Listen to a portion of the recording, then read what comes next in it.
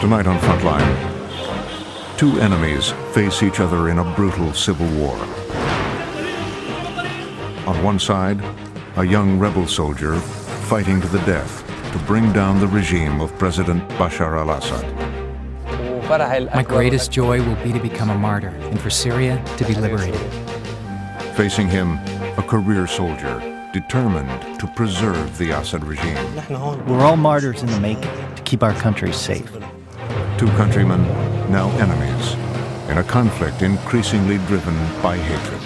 من كل ضيعة بدنا نقتلهم بإذن الله.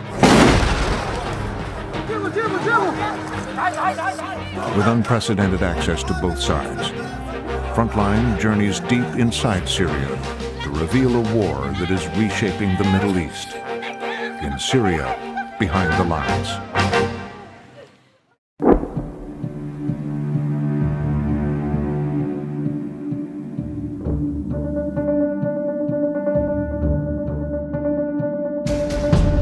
The Orontes River Valley tells the story of Syria. It reveals a warring nation that is breaking apart. In this valley, neighbor is fighting neighbor.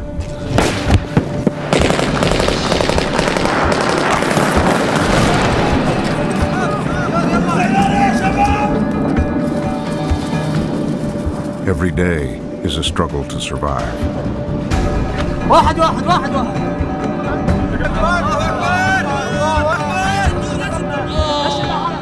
A land where regime and rebels are fighting to the death.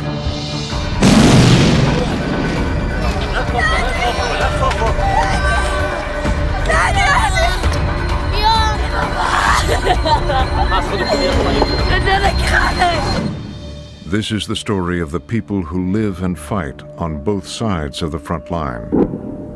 Neighbors now divided by religion, ideology, and the river that runs between them.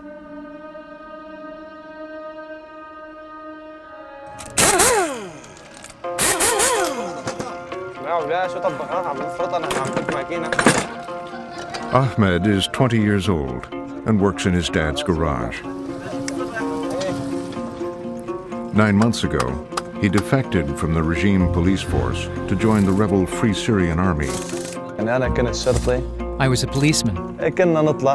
We were sent out to quell the protests, and some of us would open fire on demonstrators. But I used to hide. I'd throw my bullets away. Here is my photo. I looked evil when I was serving in the regime. I was full of hatred. Now I look better. This photo was taken after I joined the Free Syrian Army. This is the real me. The regime used to force me to shave my beard every day. When I defected, I started to grow it. I wanted to change my look while fighting with the rebels. He's just showing off. It's just a fashion. It's not really him.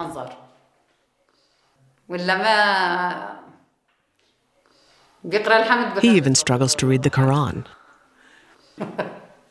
I'm not happy about it. I want him to pray, but he doesn't. He can do what he wants. In the center of Ahmed's village is the local office of the Free Syrian Army. These men were all born in this valley, and like the majority of Syrians, are Sunni Muslims. They're determined to oust President Bashar al-Assad from power. We want a democratic system, with a government elected by everyone in Syria. This would be better than the Assad family. We are in the town of Kansafa. This town is a stronghold of the Free Syrian Army. It was liberated from Assad's army more than 3 months ago.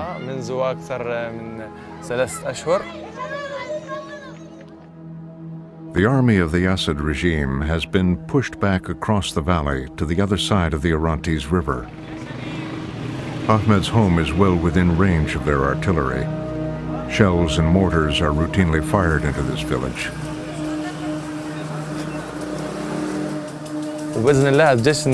God willing, Bashar al-Assad's army can't get in here. We run things here now.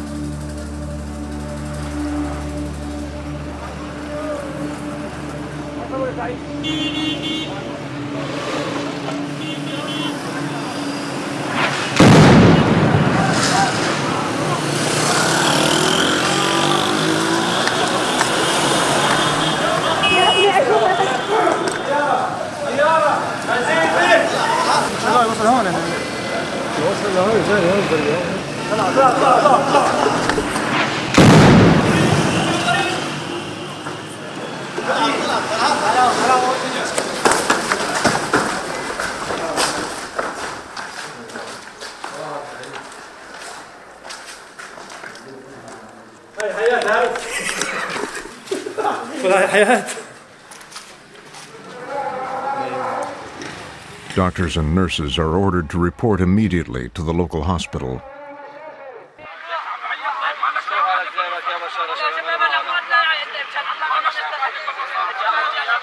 Ahmed is already there, using his phone to film casualties. I ran to the area to see who was injured, to see how I could help.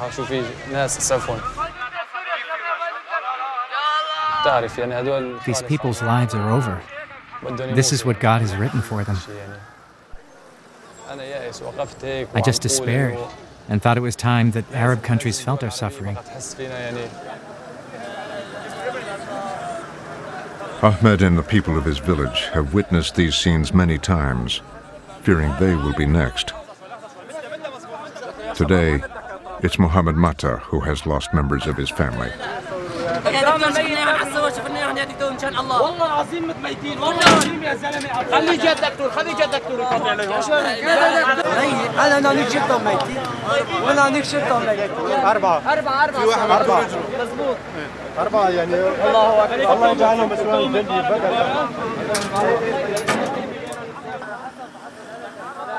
Mohammed is surrounded by the bodies of 3 of his nephews. They were killed 20 minutes ago by a government shell.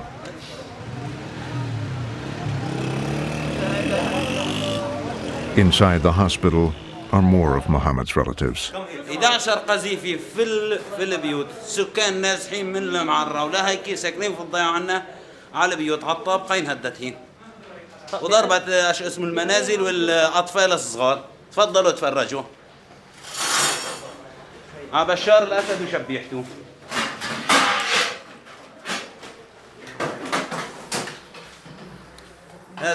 Mohammed's brother, Mahmoud, was injured while rushing his grandchildren into the house.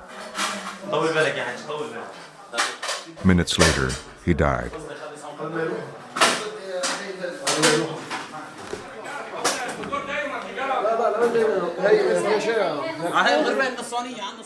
Mahmoud's son and his grandson are in the room next door. With limited power and dwindling medical supplies, the surgeons are convinced they can do nothing for them. هذا عم يموت. عم ينتهي عم يموت هذا. وأشهد أن محمدا رسول الله. الحمد لله.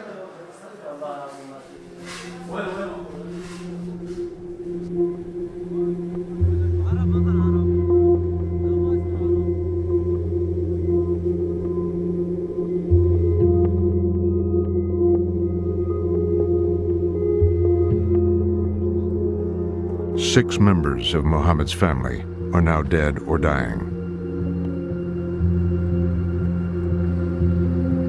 The bodies are driven to the nearest mosque.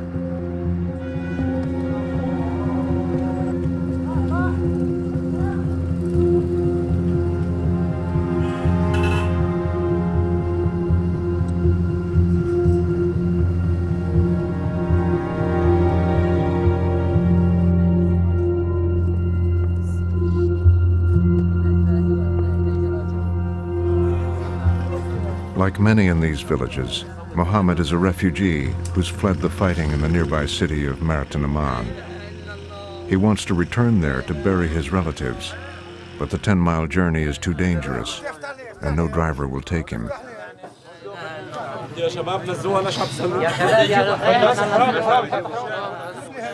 They must be buried here, far away from home.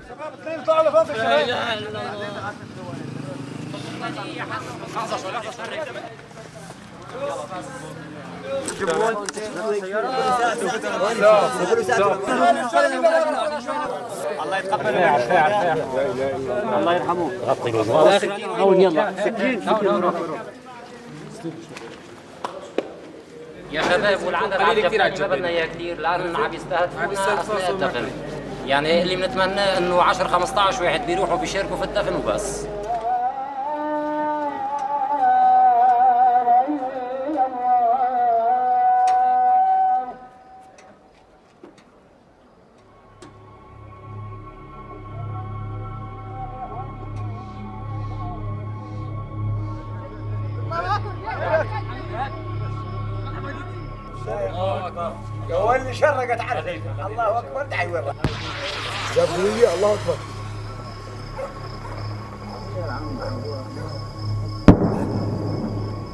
Day and night, the shelling and rocketing of rebel-held villages continues.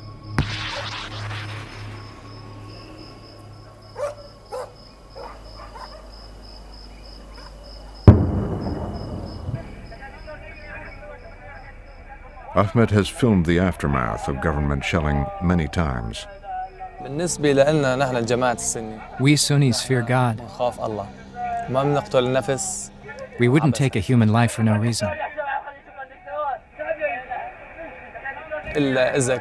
Unless people are armed and attack our homes and kill us and our children. We only retaliate against the army units that shell our homes and civilians. That's the only time we kill the regime's soldiers.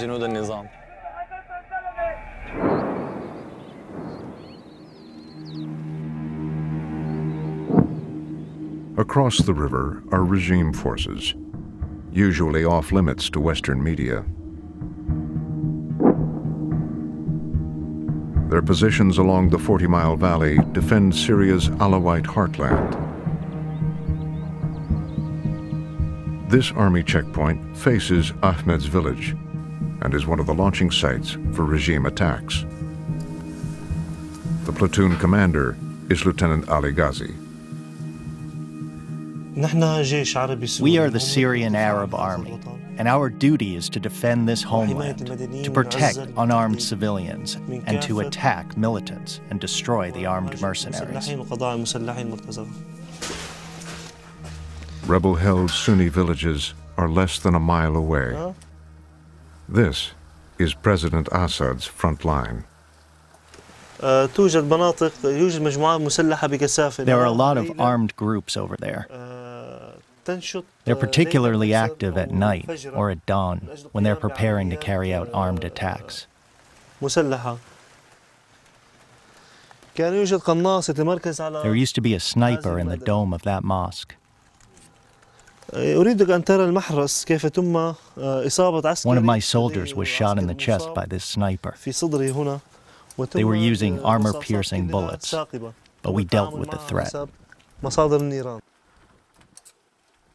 Ali is a career soldier and engaged to be married. But for the last 2 years, he's been away, fighting in some of the toughest places in Syria. A lot of my colleagues have been killed. Around 30 have been killed. 2 or 3 were officers in homes. This is my duty, my job. I'm dedicated to my country. We're all martyrs in the making to keep our country safe, to preserve this state and to protect its residents and its unarmed civilians. Lieutenant Ali and his soldiers are protecting this loyalist village, Azizia. Like President Assad and Lieutenant Ali, the villagers on this side of the valley are nearly all Alawite, a religious sect whose faith is loosely rooted in Shia Islam. They're a minority in Syria, but have dominated the country for over 40 years.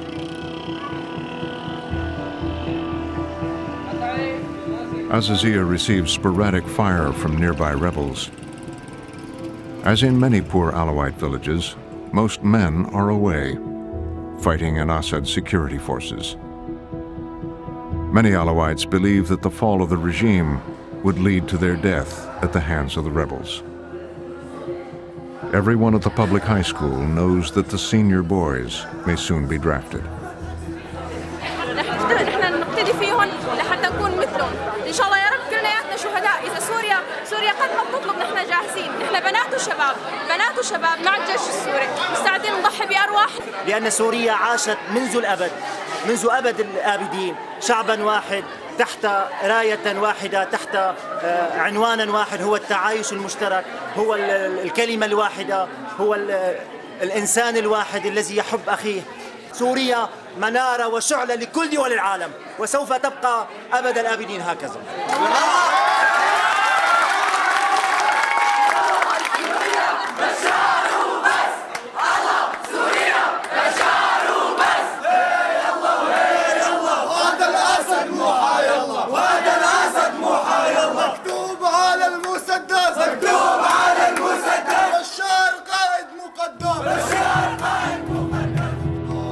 For generations, the Alawites of Azaziya had lived peacefully with the Sunnis in the valley, even during the first year of the uprising.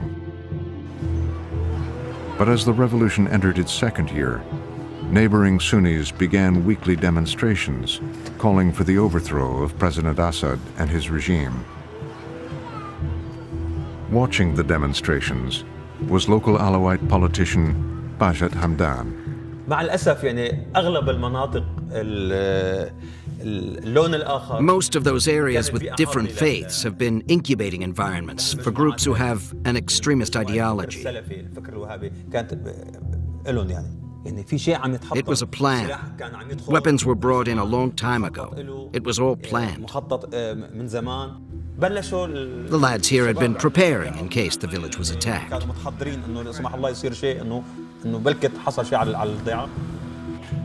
In May last year, as violence spread across Syria, fighting finally broke out between the Alawites of Azaziya and their Sunni neighbors.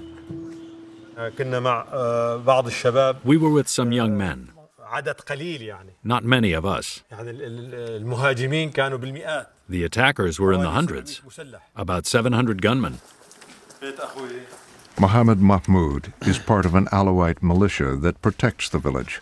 As the attack intensified and the number of terrorists increased, we retreated. So they came in here and burned everything.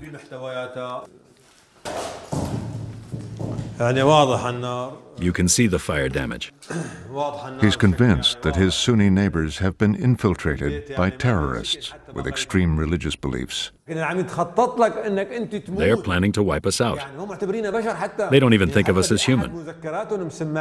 In their books, they call our sect the Akbi. The Akbi are insects that should live underground.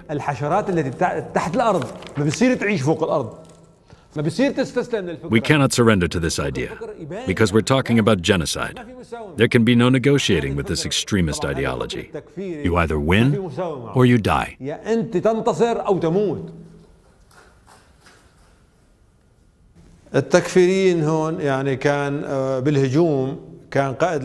The terrorist leading the attack, he was killed over there. His blood was all over the door. I killed another guy over here next to this door. The door over there. When the battle was over, at least 5 people lay dead, scores of houses were destroyed, and the valley was divided. Alawites and the regime army took control of this side. The Sunnis abandoned their homes and fled to the other side of the Orontes River.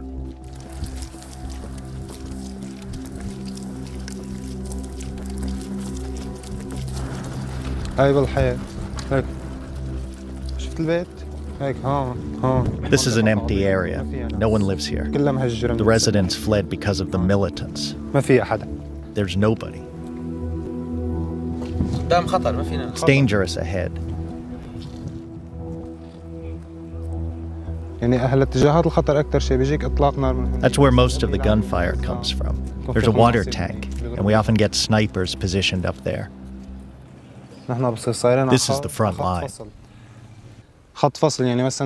It's a dividing line. There are no armed militants west of here. The area to the west is almost safe. The militants want to break through here and push inside. The front line dividing Alawites and Sunnis means that hundreds of farmers now have crops in the no man's land between the two warring sides. How can I tell if it's a gunman or a farmer coming to plow his land? In this conflict, we can tell the difference between a gunman and a farmer. We only open fire if we see him carrying a gun.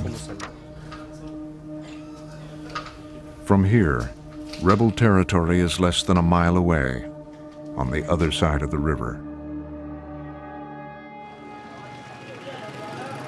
In the Sunni village directly opposite the checkpoint, local farmer Mohammed Hamadeh prepares to check his crops.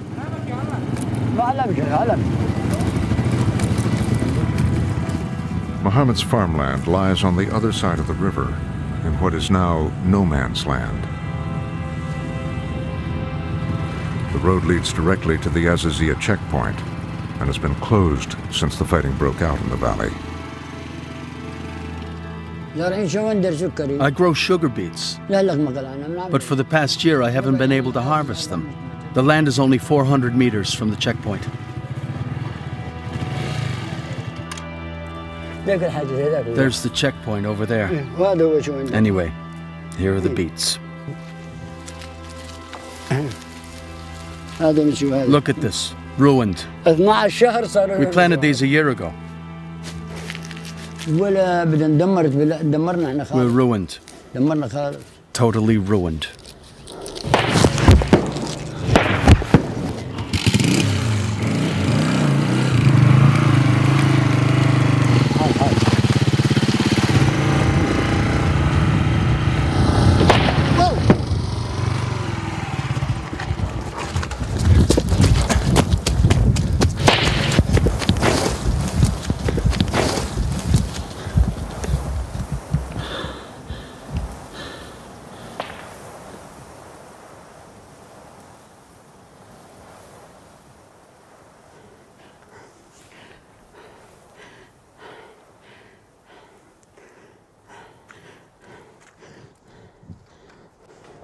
They keep shooting at us. They've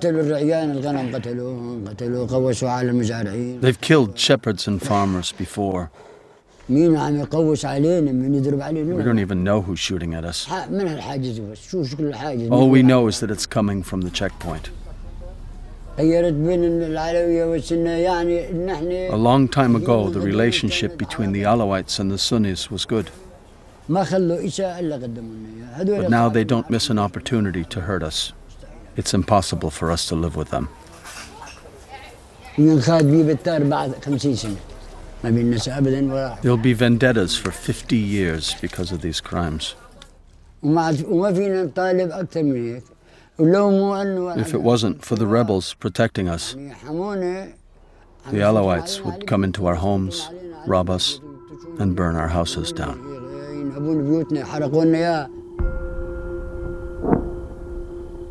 As fighting continues in the Orontes River Valley, the United Nations suddenly announces that both sides have agreed to a nationwide ceasefire. It will start tonight for the Muslim holiday of Eid.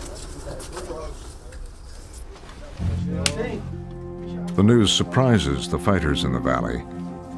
Ahmed and his commanding officer are summoned to discuss the announcement with their battalion leader. He's one of the most powerful rebel leaders in the region. His name is Jamal Marouf. I'd love to be like Jamal.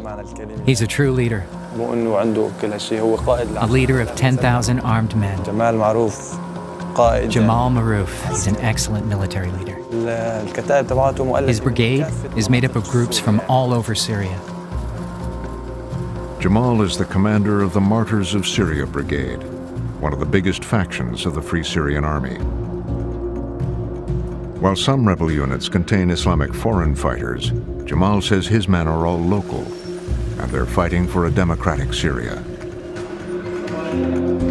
He's called a meeting in a safe house deep in rebel territory, and is clear on how he will respond to the United Nations truce. We're not going to have a truce with killers and criminals. No way.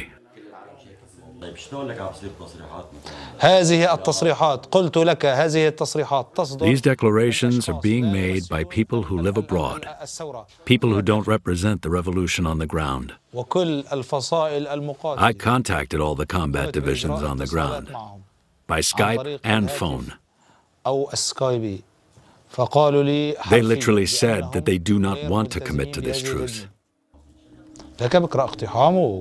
Tomorrow we will hit the checkpoint at Wadi Deif. Be ready at 5:30 a.m. Pray and then come. Jamal says the attack will bring democracy and justice one step closer.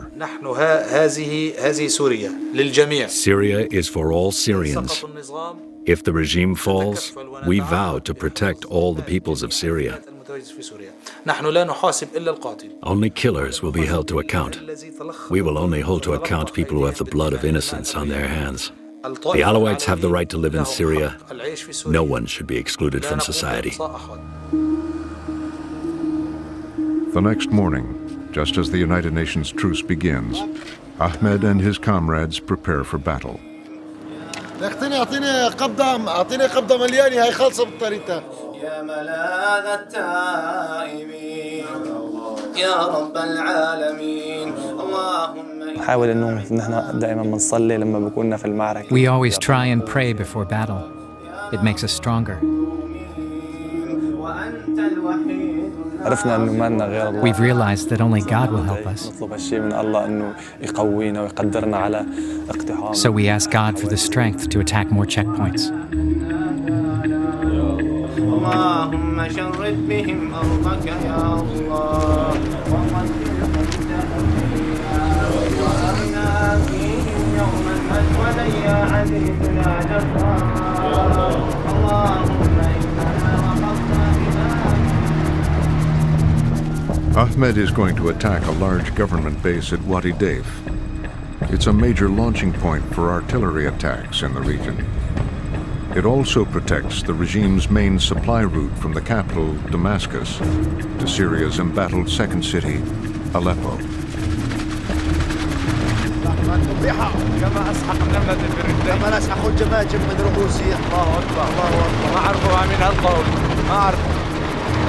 واحد أبو الحياة والثاني أبو العقاري.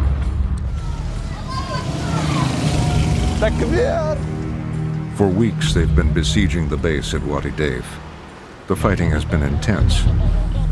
The brother of rebel leader Jamal Marouf was killed here only weeks ago. Today, they plan to storm the base and overrun it. The fog allows them to move unseen to within striking distance. The base lies less than a mile down this road and is manned by up to 500 regime soldiers. جبنا اياه اليوم الطباب، شايف هذا الطباب؟ هيك الله عم ينصر. هذا دليل هاي الملائكة اللي عم تقاتل معنا على الأرض. Jamal used to be a local construction worker. Today he claims to command over 10,000 armed rebels. Nearly all his heavy weaponry is looted from the regime after successful raids.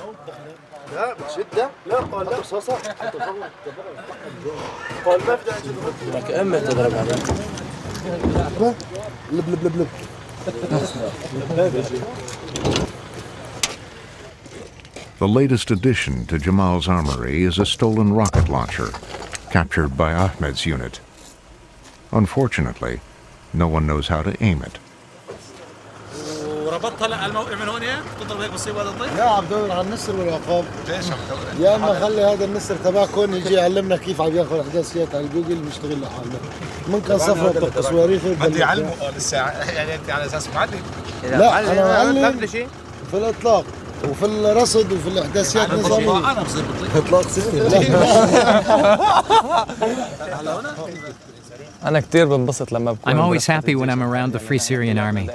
Our morale is high. We're happy. We are building the new Syria. I feel happier with each inch we liberate and with each mission. My greatest joy will be to become a martyr and for Syria to be liberated.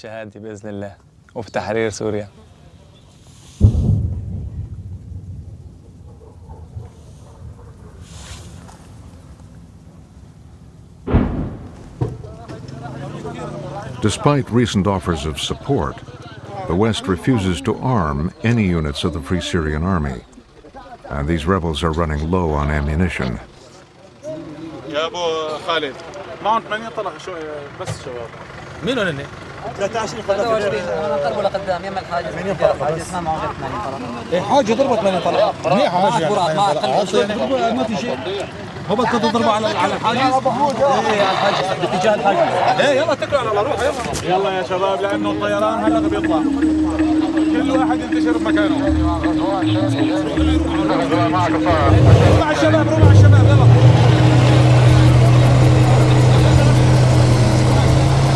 The attack begins, and Jamal and his commanders stay back to coordinate. Ahmed's unit must wait, as no one can show them how to use the rocket launcher. الدبابات على اهداف المدرعه، الدبابات على اهداف المدرعه اولا. اي واحد يتحرك يخلفه، اي واحد يتحرك. يلا كلنا بسم الله، بسم الله. يضرب. خليه يضرب، يضرب، ليش عم يضرب؟ ولا يضرب.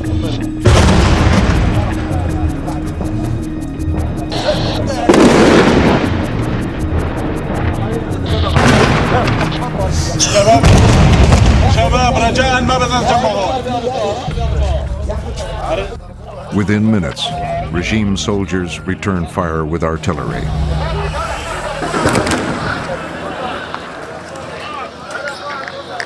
الدبابية وين تسعى؟ وقت اللي بتضرب الدبابية انت بتكون جاهز يا جماعة. غير اماكنك، الجميع غير اماكنك. With the fog clearing and his men taking artillery fire, Jamal Maroof orders his units to fall back. Ahmed is told to take cover. مطرح ما كنا أول أحسن شيء ها؟ هون كله على طبني هون.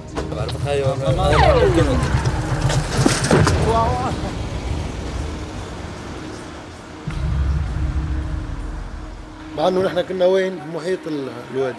هسه هلا بيجي الطيران، يمكن الطقس يكون معي بيساعده. هلا بده يجي الطيران يبلش يقصف هاي الضيعه كلها.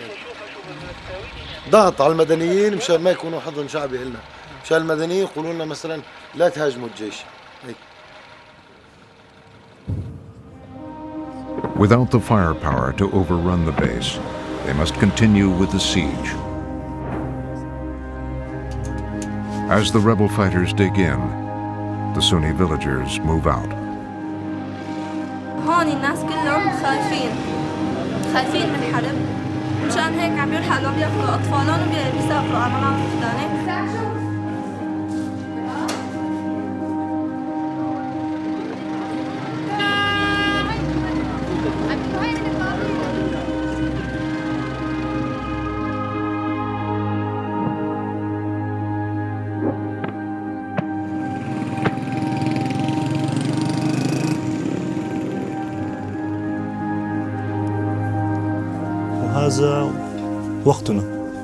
This is our time to defend the country.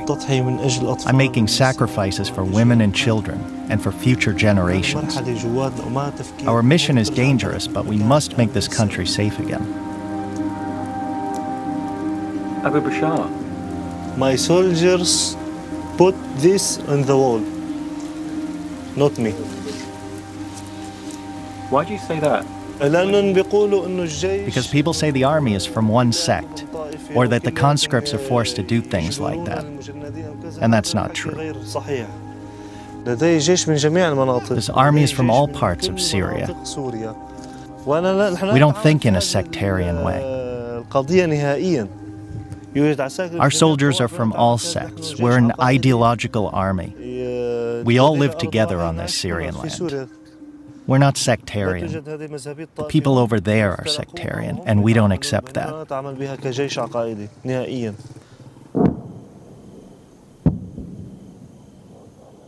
Hundreds of regime soldiers hold the front line along the Orontes River. Lieutenant Ali's base is home to conscripts drawn from Syria's many minorities, not only Alawites, but also Christians, Druze, Kurds, and Turkmen. Many of these minorities fear domination by Sunni Muslims. But there are also Sunni conscripts here, risking their lives to defend the regime. كلياتنا سوا. كله خطر، التلبيسي وبابا عمر كله أخطر من بعضه. وين ما كان معرض لإطلاق نار. يعني من شي 3 شهور هجموا علينا شي 2000 مسلح لهم. Soldiers' phones are routinely monitored by the regime to limit the chance of them defecting and to prevent them from speaking to enemies, like the villagers across the valley. They rely heavily on regime TV stations for news.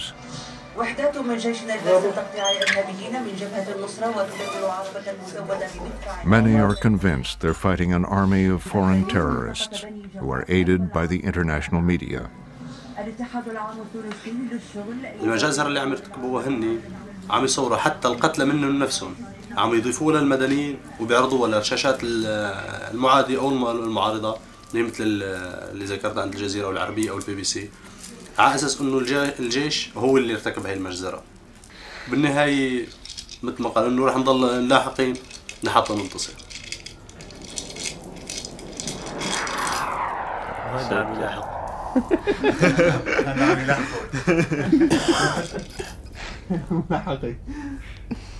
هاي بيكون في تجمع بيضربوا عليهم. تجي من عنده. الثالث. منطقة شولين بتصير فيها تجمع من تركيا، من بريطانيا، من فرنسا، من ليبيا. وضلوا مستمرين بهالعمل اللي بدهم يقوموا فيه يعني. وبده يروح منهم قتلى كتير، وبده يروح من الجيش قتلى كتير. بس بالنهاية شو؟ ما بيصح غير الصح.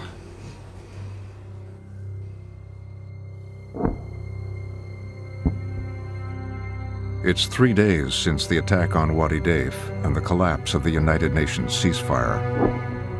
On the rebel side of the Orontes River Valley, villagers are terrified of what the regime may do next.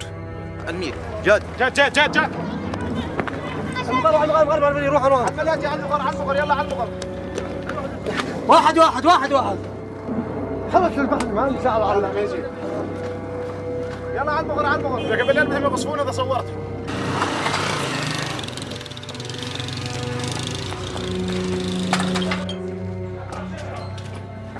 عم نرحل. وين؟ والله ما نعرف علي وين.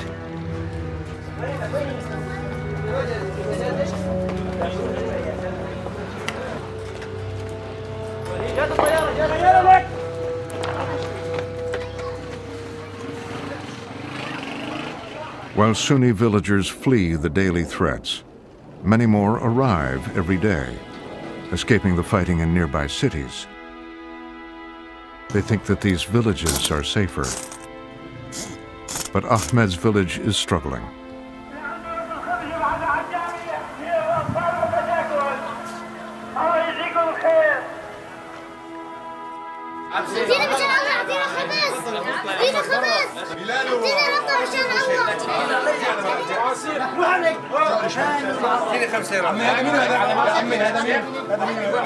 The new arrivals are putting pressure on dwindling supplies of fuel, medicine, and food. لكن منين نجيب خبز يا عالم؟ منين نجيب خبز؟ ما في خبز. صفة واحدة، إنما إلى الجبل كله جاءوا يناشدوننا لكي نؤويهم، لكي نطعمهم وأن نساعدهم على قدر المستطاع. وهناك بيوت في هذه القرية نأتي إلى صاحب أعطنا المفتاح لكي نسكن عائلة وغير ذلك فلا. لماذا يا أخوة الإسلام؟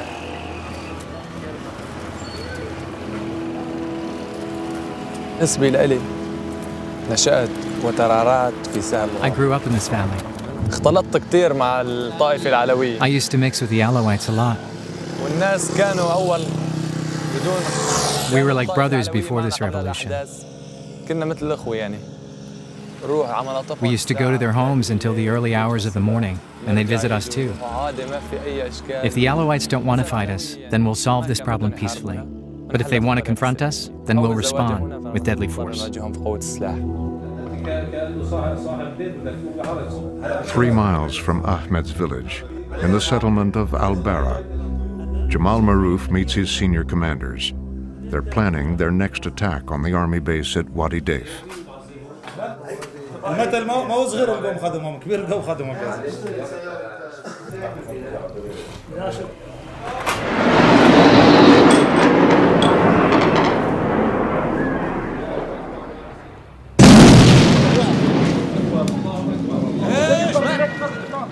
A regime jet has dropped a bomb on Al-Bara.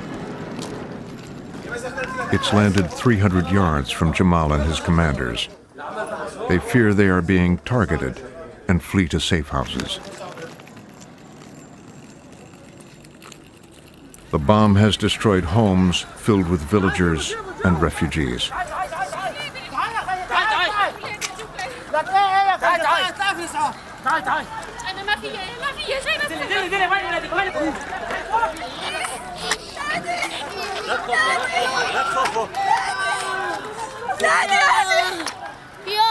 في حاجة جوا؟ يا شباب في صوت بتحرك وين؟ تعال فوت لجوا نطف له هون الله أكبر هذه إنجازات الأمم المتحدة أين أنتم يا عرب؟ أين أنتم يا مسلمين؟ الله أكبر يا شباب في هنيك علم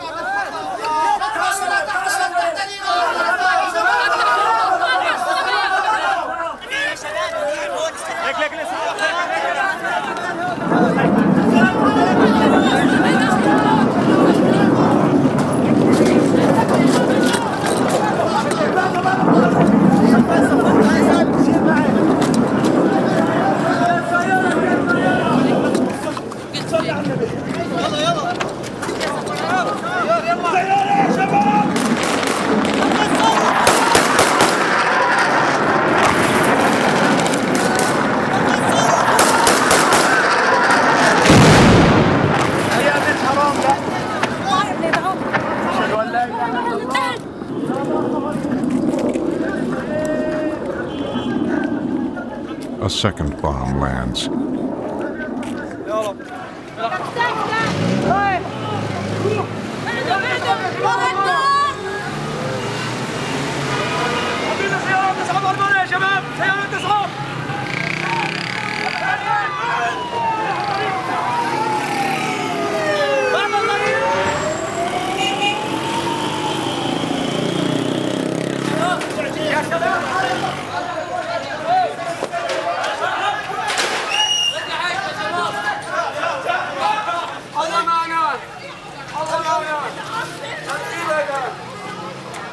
The people here are refugees who fled the fighting in the nearby city of Marat Numan.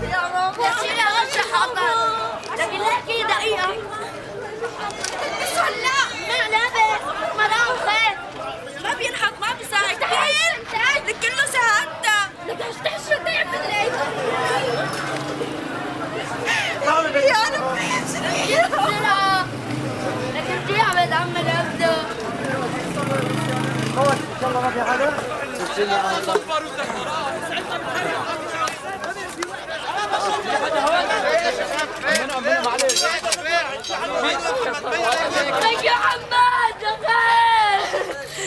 لك والله غالي حماد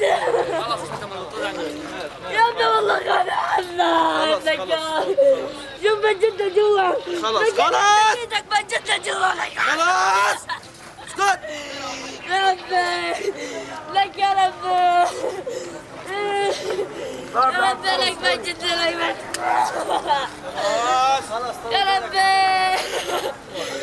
كل يوم نسمع من الضرب هيك يلا معلش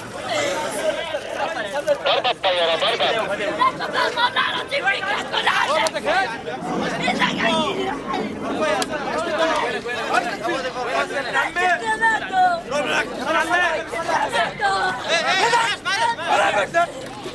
عايز تكفي خلاص يا مستر حديد سلام يا عسل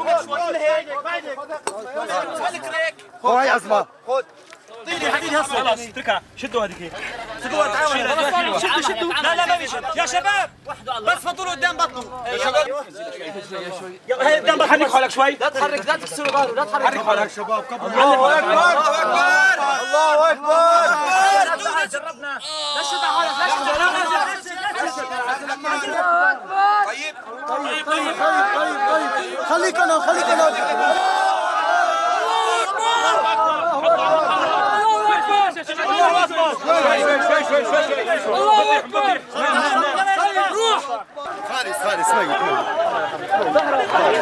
ميت راح خلي يا خالص الله اكبر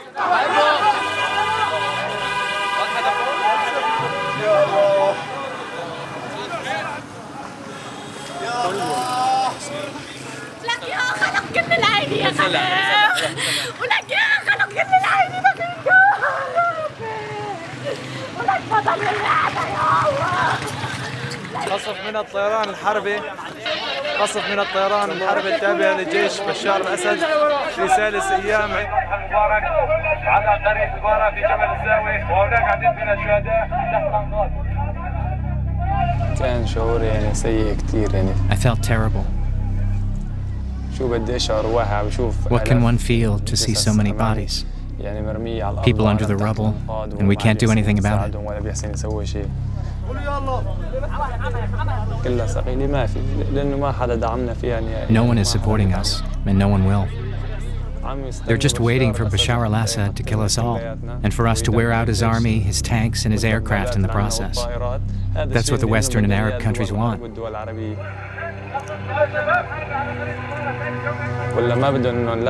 Their heart isn't with the Syrian people. They don't care about all this. About these people that are bombed to pieces.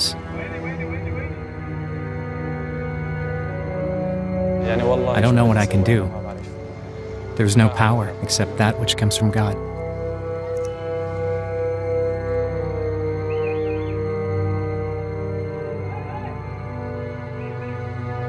خمسة شهيد من المدني بقصف من الطيارات الميك في قرية البارة. الله أكبر الله أكبر. أقسم بالله العظيم لنخف الدار منك يا بشار، من العلويين ومن المدنيين مثل ما تقتل من إخواننا المسلمين. لناخذ الدار من المدنيين من العلويين من كل ضيعة بدنا نقتلهم بإذن الله.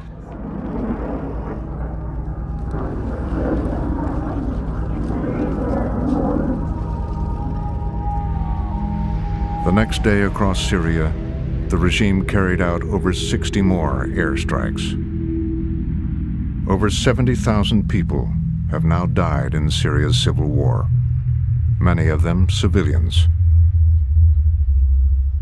Many more have been injured, and over 4 million Syrians are now refugees.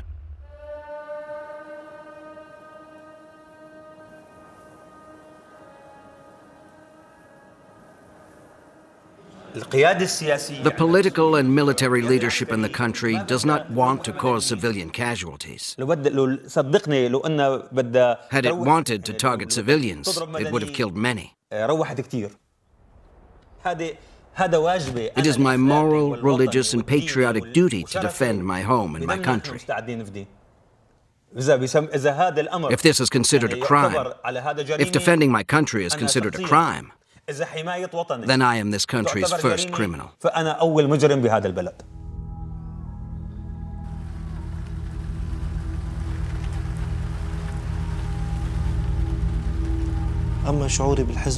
I'll feel very sad if the country stays like this. It breaks my heart. Before, I could travel late at night. Syria was a very safe place. People envied our security. It breaks my heart. I wish Syria could return to the way it was, the way we used to be.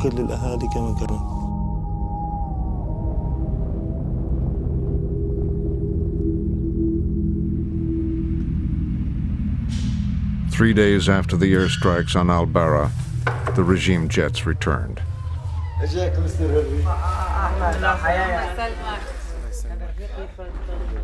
Ahmed had tried to film the planes on his phone. I curse the father of Assad and Bashar, the dog.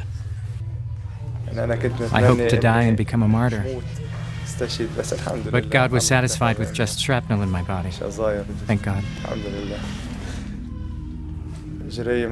I can't move my legs. There's a dangerous injury in my head. Shrapnel has gone in here and they can't get it out. There's shrapnel in my chest too. They can't get it out.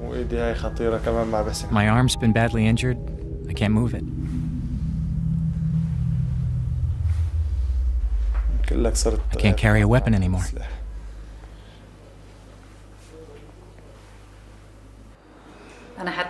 If he was martyred, I would pick up a gun and fight in his place. If anything happened to me, you'd kill as many people as there are stars in the sky, right? I swear to God, I wouldn't just kill them with a rifle, but I would use my own teeth. If God gave me the strength, if one day I saw Bashar al-Assad, I would drink nothing but his blood. Not only for my son, but for all those who have been killed.